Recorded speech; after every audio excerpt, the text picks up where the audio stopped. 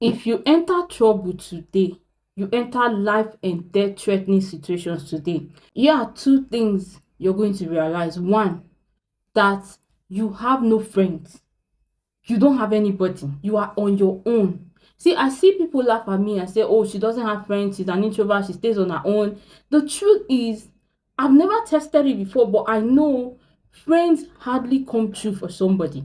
So there's no point keeping them around when I will always come true for them, but they won't come true for me. It's like a parasitic relationship. So I don't want to do that.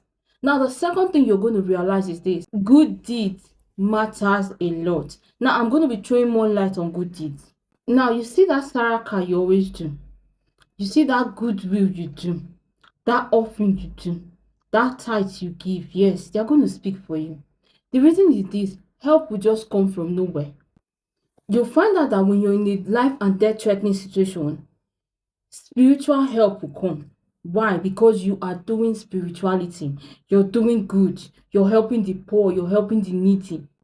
I'm saying this because so many of you, you don't have friends who will come through for you in life and death threatening situations, and you don't even have grace that will speak for you in life and death threatening situations. You're not doing good. When you work, you collect your money, you eat everything. You know they use and bless mama, you know they use and bless papa. You don't give the poor, okay? Your own mindset is me, myself, and I. See, I'm saying this because in life, it's sowing and reaping. You need to understand spiritual things and not joke with those saraka people do. You see those beggars on the street that you laugh at them and call them amachiri. See, you need not to underestimate that part of good that you do, because why? Christ even said, the poor you will always have with you.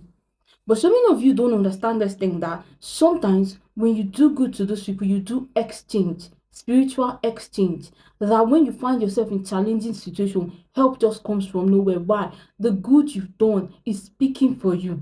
See, I've seen things in this life to know that when you give to people, you're not just giving to them, you're giving to yourself in return. But so many of you sleep on it. You don't have friends that will come through for you. You don't have families that will come through for you when you need something. And you don't even give to people that are in need. You don't even sow seed.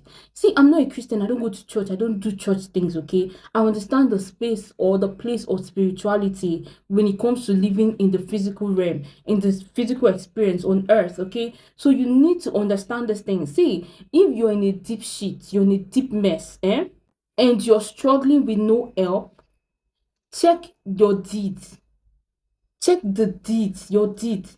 See, I'm not saying you need to be rich to do good deeds. I'm not saying you need to be rich. So many of you, you don't earn good money and you don't even give anything out to anybody. You will not give God. You will not give man. And you wonder why you're struggling, why you're faced with challenges that never seem to end. And you wonder why you're faced with things that you want. See, you see your seed. It's not everything that is mouth. Sometimes sow that seed. I'm not saying give it to God. I don't do church. I don't go to church. But don't underestimate the power of sowing seed. Not in church. You see, when you're in vehicle, you see a student, pay their transport if you have. When you walk the street, you see someone that is beggarly, give them something. That 15 naira, that 20 naira. See, it can take away, it can wash your head. So many of you don't understand this thing. That is why you struggle.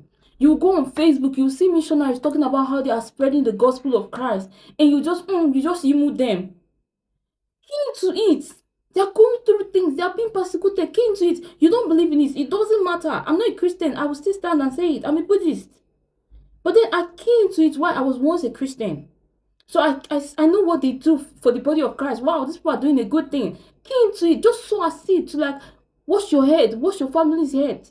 So many of you don't understand this thing. That is why you keep suffering. Year in, year out, you've not done any good deed. You've not visited the motherless baby home. You've not sent. See, I learned sewing or giving to the motherless baby home from my younger sister. When she was staying with me, when she was working, she was always giving to them.